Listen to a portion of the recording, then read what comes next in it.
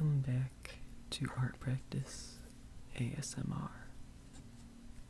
In this video, I draw Soma from God Eater, and I also draw God arcs, which are also from God Eater.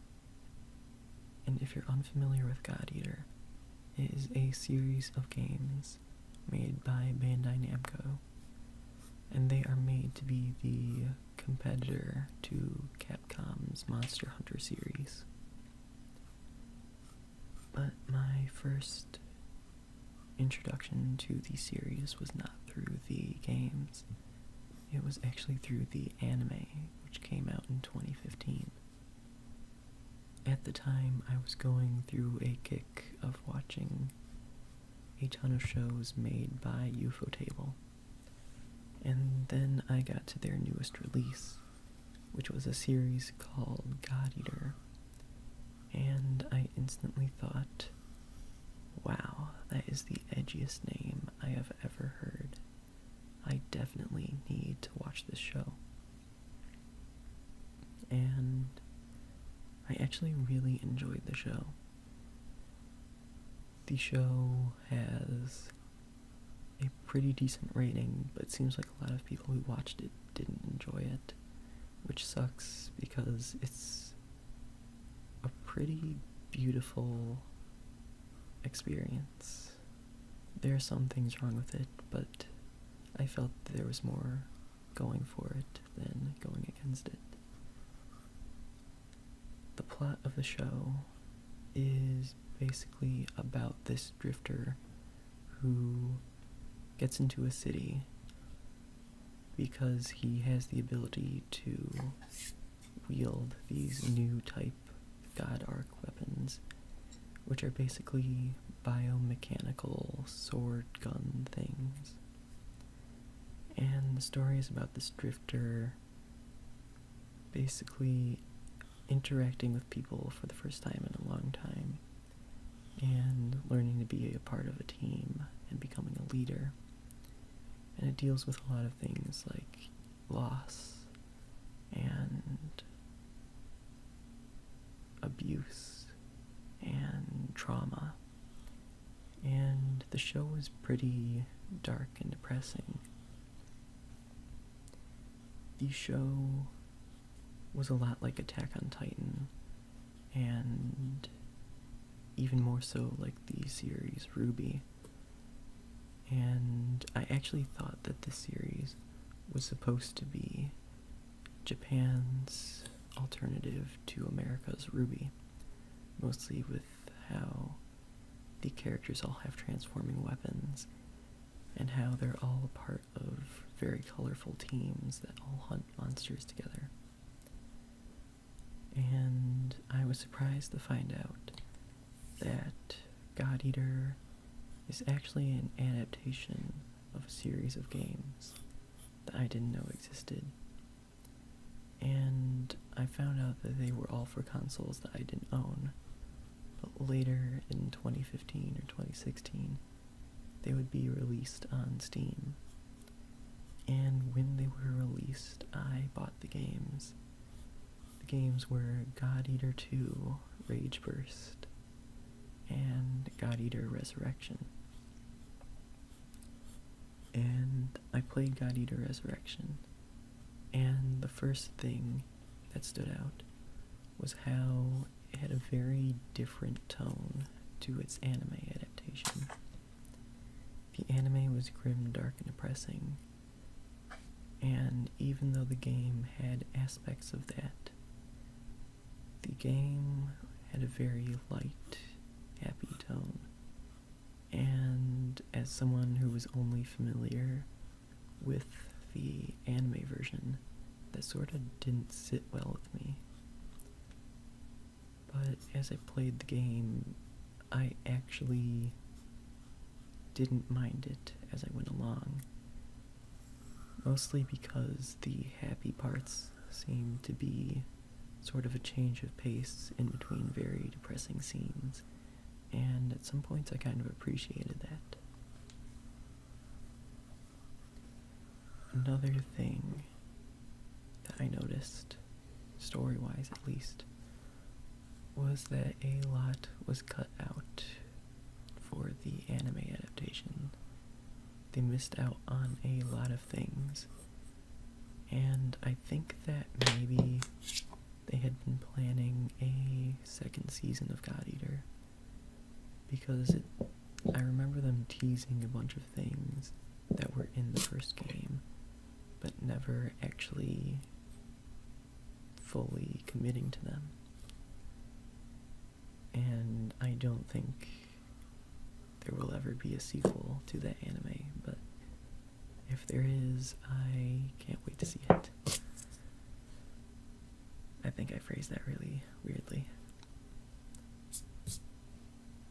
Something that surprised me gameplay-wise was that it was a Monster Hunter style game. Even though I had done research before playing the games, I expected them to play more like a hack and slash game, like Bayonetta or maybe Dark Souls. And it took a little bit of getting used to because I hadn't played a Monster Hunter game before. But I got used to it, and I think the gameplay was actually really fun. The way you switch between weapon modes was really fun, and the whole god eating thing was really cool.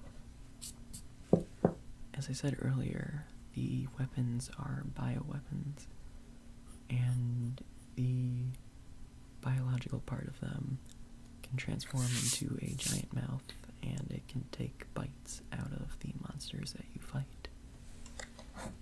And I actually think that that might be one of the bloodiest animations I had ever seen in a video game. Which is saying a lot, because the version of the game I played, the Resurrection version, is actually a censored version. To get the game released outside of Japan, they had to censor some of the blood. And I really didn't notice, so there must have been a lot more blood in the original version. Another thing about the gameplay was that the running was somehow really fun, and I think that's because when you have a full squad fighting a monster, and all of you are running around and flipping through the air, it feels a lot like I'm playing an anime, and I thought that that was really cool, and I'd never seen that before. But what really adds on to that is how the game opens with an anime opening. And that was the first time I had ever seen something like that. For the record, I know that the Persona games have been doing 2D animated openings for a while, and I definitely think that their openings are better than the one that God Eater 1 has. But God Eater 1 was the first time that I personally ever saw that, and it blew my mind when it started up and it was all 2D animated. I'm not counting games where they have in-engine animated openings using game assets, like Kingdom Hearts or Pokemon, because those aren't that mind-blowing.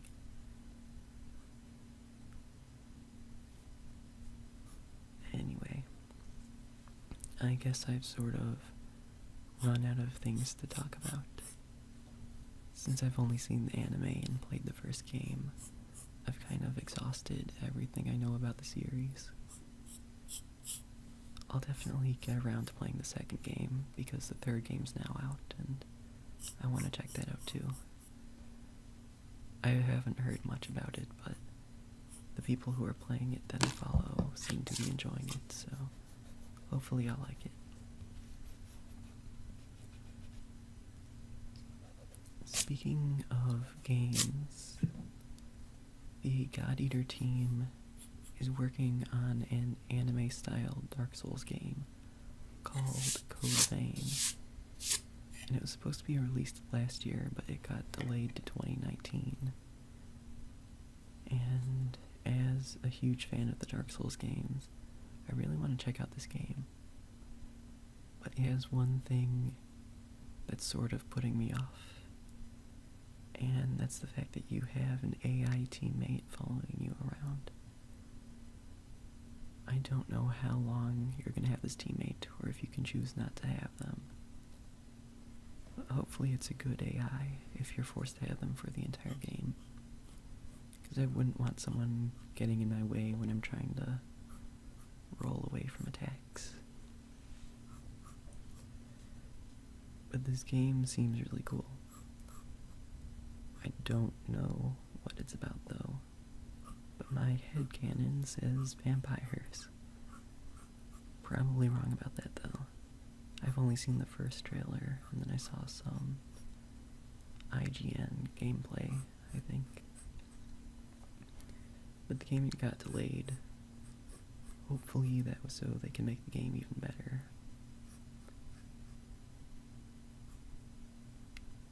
And now I've officially run out of things to say overall. So I hope you're asleep by now, because this would be embarrassing.